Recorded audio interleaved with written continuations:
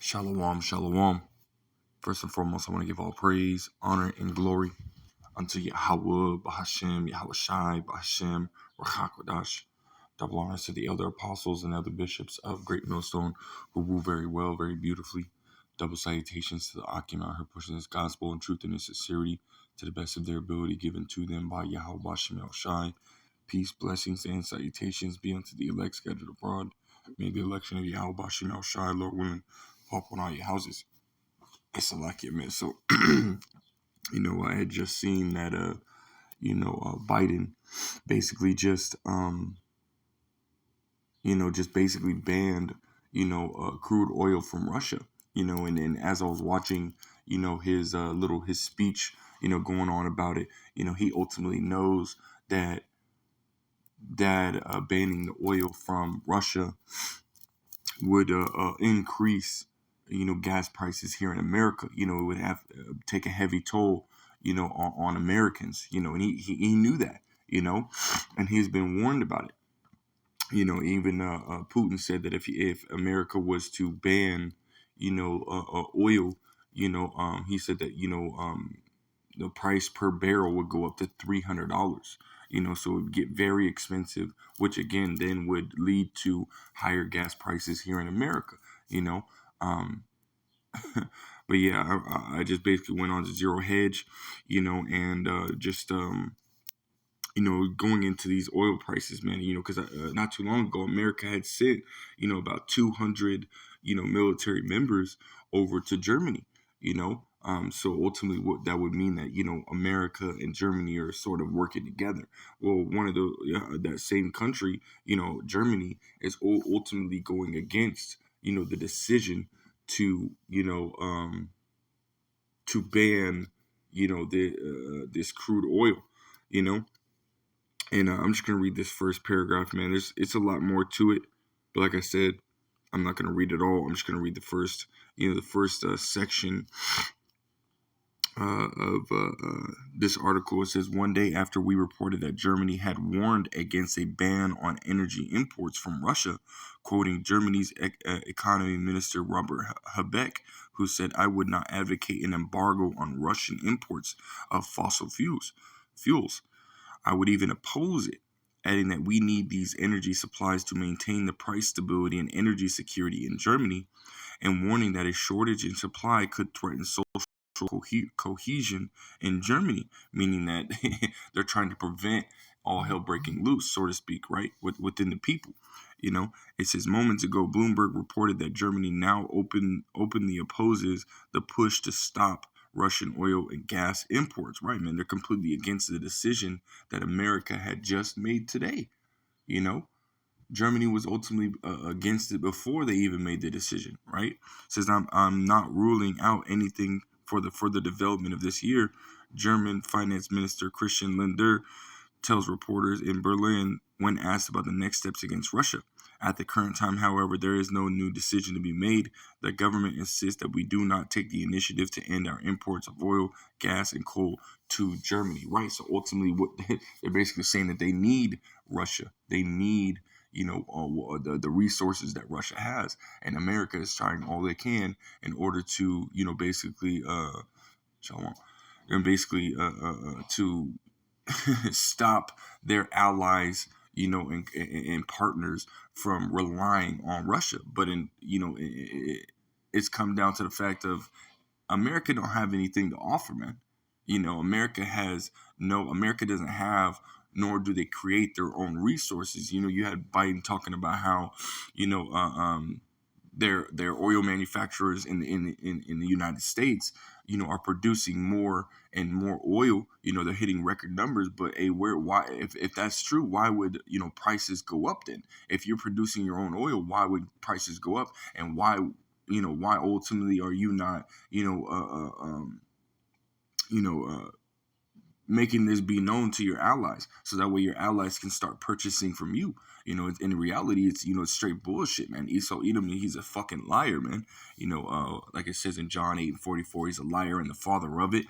Psalms the 10th chapter, his mouth is full of cursings, deceits, and fraud, man. It's all he does, man. He'll sit there and speak these sweet words to you, to ultimately get you to calm down and stop focusing on the problem. But in reality, the problem just gets worse, man. And it's not only Germany that's opposing opposing America. Eventually they're going to completely turn on America, man. Because just like what's happening over there in Ukraine, hey, they're finding out that America's bullshit. Now I want to go and play this video, that I had pulled up, from the brother Itazawam, Stay in the Spirit 144 is his channel. I'm gonna play this little clip. I'm gonna try and keep it fast, man. My phone's, it's almost dying, so let me get through this pretty fast, and then I only got a couple presets, man, so we'll keep it short. But this is I'll play this video. Yeah, hi, Jillian. Yes, that's right. This is a city very much on edge. And the closer we get to what people believe will be an invasion of the city, the more people are calling out to the international community. And it's such a difficult situation because over here, people keep talking about a no-fly zone. Why aren't the US and NATO doing more? What else can they do? But of course, when you look at it from a US perspective, we understand that you simply can't have US and Russian troops facing off either in the air or on the ground. But it's very hard for people over here to understand why more isn't being done. They say security guarantees were given to Ukraine a long time ago, but it's a tricky situation, I would say, for everyone over here. The international community, questionably, doing whatever it can, but always those questions about being able to do more. Now, we spoke to a very angry and upset National Guard soldier earlier on who laid this out quite clearly. Have a listen.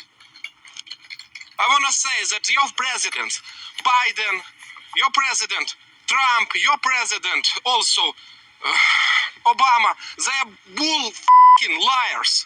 Because they don't want to have any business with Russia, but they have business. The uranium or aluminium come to your countries. You're afraid to clear our sky, to defeat our sky, because you're afraid Russians. You're a nation of the f***ing liars. We give our nuclear power and our nuclear weapon for your guarantees. Your guarantees is nothing. We give our supersonic bombers for your guarantees. Your guarantees is nothing. We give the most part of our rockets for your guarantees. And where are your guarantees? We have many hundred dead children. Children, not people, children. I don't know where is my family nowadays. But you say about the sanctions. Sanctions don't know what it means, the bombs. They know your sanctions do not save our lives. Why you close the sky in Libya, in Yugoslavia, in Syria, and they're afraid? You're afraid of the Russians. That's why you're nothing. You're not superpower country. You bull. Excuse. Yeah, man. So you see that ultimately even Ukraine, the people in Ukraine are they're against these sanctions, man. Because again, these sanctions. They do absolutely nothing, man, and Putin's even pointing that out, man. So what's happening is these countries that are that are once very tight and very close to America are turning on America, man. You see it, man. Even Germany saying, we oppose your decision making, man. And now that America, and this is before, they made that America made the decision, Biden made the decision to, ban the crude oil. They were already against it, So now that America had done that, and who knows, man? It might just, these nations might just turn on, on America. And in reality, that is a it's a prophecy that is to come to pass, which we're ultimately starting to see, that prophecy come to pass. These nations are turning on America. We've seen it start with France when America, the UK, and Australia ultimately entered into that nuclear submarine deal. And stepped on the toes of France. When France and Australia were in bed with each other with that deal, as well as with France and Greece, America stepped on France's toes again. So again, we're in the time where these nations are going to turn on America here soon, right? And I want to grab this. I only got a couple precepts. Habakkuk 2, and I'll start at verse 3. It says, for the vision, which is going into prophecy, right? The vision is yet for an appointed time, but at the end it shall speak and not lie. Though it tarry, wait for it, because it will surely come. It will not tarry, right, man? And again, we're in that time where this prophecy of these nations turning against America is coming to pass. We're in that time, man. You know, verse 4 says, behold, his soul which is lifted up is not upright in him, but the just shall live by faith, right? And this is going into Esau Edom, the self-proclaimed so-called white man. You know, he's completely corrupt, man. You know, he doesn't make the right decisions, you know, at any time. You know, he's always making the wrong decision, you know, telling you people that he's going to make this decision and how it's going to benefit you this, that, and the third way. But in reality, all it does is benefit his NWO being able to be, you know, basically put into service, man. You know, it never benefits you people, man. You know, which we also quoted a couple precepts talking about Esau Edom as a liar, man. There's a couple, you know, there's plenty more throughout the whole scriptures. The scriptures basically tell you that this damn devil is a liar, man. Scriptures also tell you in Sirach, the 12th chapter, the 10th verse, never to trust this damn devil, man. You know, verse 5, it says, Habakkuk 2 and 5, it says, ye also, because he transgresseth by wine, he is a proud man, neither keepeth at home, who enlargeth his desire as hell, and is as death, and cannot be satisfied, but gathereth unto him all nations, and heap unto him all people. Right, man. You know, a Psalms what is that? What is that? I think it's in Micah. You know Slakia. Let me try and grab it, man. I might be wrong, but I think it's Micah, the 2nd chapter. No. Oh yeah. This is Micah 2 and 1. It says, woe to them that devise iniquity and work evil upon their beds. When the morning is light, they practice it, because in the power of their hand. Verse 2, it says, and they covet fields and take them by violence, and houses and take them away. So they oppress a man in his house, even a man in his heritage. Right, man? That's Esau Edom in a nutshell, man. You know, going around, going to these different countries, man, and you know, rape, rob, and murder, you know, and then basically take over these lands, you know, and force the people to ultimately follow in their philosophy, man, you know. And then they turn around in Psalms, the 49th and 11th chapter, they take those lands by violence, and they call it after their own names, man. This is Esau Edom, you know, in a nutshell, man. You know, let's go back. Habakkuk 2, and I think it's verse 5, it is. Verse 6, it says, shall not all these take up a proverb against him, right? These nations that they ultimately conquer and they enforce to get in bed with them. Are these nations not going to turn on him? You know, and we're seeing that, you know, these nations are ultimately bucking up against America, you know, because they're seeing, you know, the ignorance in the decisions that America is making. You know, Germany is saying, what, we need these oils. You know, our economy is going to, you know, ultimately shatter. Our economy is going to shatter. You know, there's going to be, you know, social, social breakdown with us. Not basically, what am I? Fucking these bodies, man. Can't wait to get out of these damn bodies, man.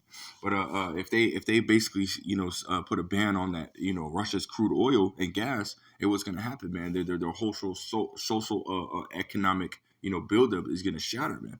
You know, and they don't want that, you know. So they're ultimately going against America, and now that America has ultimately banned Russian oil, you know, as it came out today, you know, they just had, you know, Biden just had that you know, those meetings and stuff like that, saying that they banned it. You know, Germany's looking at America like, what the hell are you doing? You know, which is going to ultimately have Germany say, you know what, I'm not with that. You know, you're basically thinking about yourself. You're being selfish. You know, hell no, we're going to side with Russia because we need their resources. You know, so yes, these nations are going to take up a proverb, as we've seen. You know, with Ukraine, that National Guardsman that was angry, they're taking up a proverb against Babylon, man. You know, it says, shall not all these take up a proverb against him, and a taunting proverb against him, and say, woe to him that increaseth that which is not his? How long? And to him that ladeth himself with thick clay. Right, man. You know, and again, this is America, you know, and that thick clay is going into that extreme debt that America is in, you know, because America is, again, a place that borrows and lends, you know, or not lends, but a place that basically borrows. You know, America exports a lot of its work, you know, and then imports a lot of its goods, you know, imports a lot of goods on basically a borrowed type system, and that way they can ultimately pay it back, you know. But America doesn't pay down any of its debts, man, you know. But this is again, this is America, man, and ultimately these so-called allies or partners with America are going to turn on America and partner with Russia, and that's gonna, you know, that's basically going to be the ingredients of World War III, right?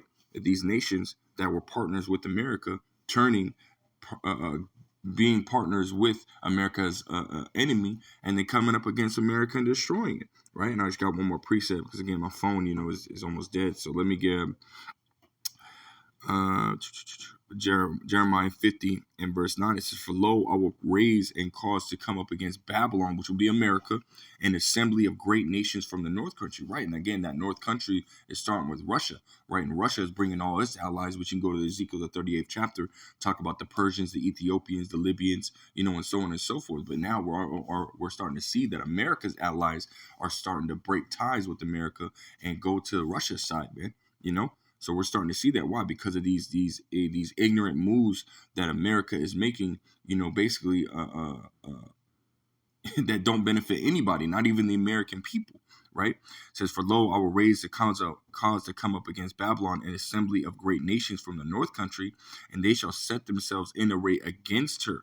From thence she shall be taken; their arrows shall be as a mighty expert, and none shall return." Right? And again, this is the prophecy that's to come to pass, and we're in that time. You know, the vision is yet for an appointed time. Hey, we're in that time where these nations that are allies and partners with America, you know, like, you know, partners, you know, they might be part of NATO, they may be part of the EU, and there's countries that are partners with America that are not part of either one, you know, but yet they're going to see, you know, again, these mistakes that America is making, and they're going to say, you know what, we're not going to be a part of that, you know, because it ultimately hurts them more than it benefits them. So they're going to side with Russia, which has all the, you know, has all the resources, you know, has the military power, the military might. You know, they're going to side with the one that's in control, right? America used to, you know, was that golden cup, you know, but now the nations are mad, as we read in Jeremiah the 51st chapter, the 7th verse, man. These nations are pissed off, man, you know. So, hey, they're gonna turn against America, and they're gonna side with Russia, and they're gonna come up against America, and they're gonna burn this damn place, man. This is the prophecy that we're waiting for, man. And we know that there's, you know, there's certain steps that have to take place, you know, before that. But yet we're looking for this place to be destroyed, man. You know, we can't wait till this place is gone, man. You know, but that's all I really got, man. I just want to touch on that point. Lord will was edifying. Lord will straight to the point. I want to give all praise, honor, and glory unto Yahweh, Ba'Shem, Yahushai, Ba'Shem, Rachakadash. Again, double honors to the elder apostles and elder bishops. A great millstone rule very well, very beautifully. Double salutations to the Akim out here pushing this gospel in truth and in sincerity to the best of their ability, given to them by Yahweh, Ba'Shem, Yahushai. Peace, blessings, and salutations be unto the elect scattered abroad. May the election Yahweh, Ba'Shem, Yahushai, Lord, will live upon your houses. I want to say Shalom, Kwam Yisrael, and above all Shalom.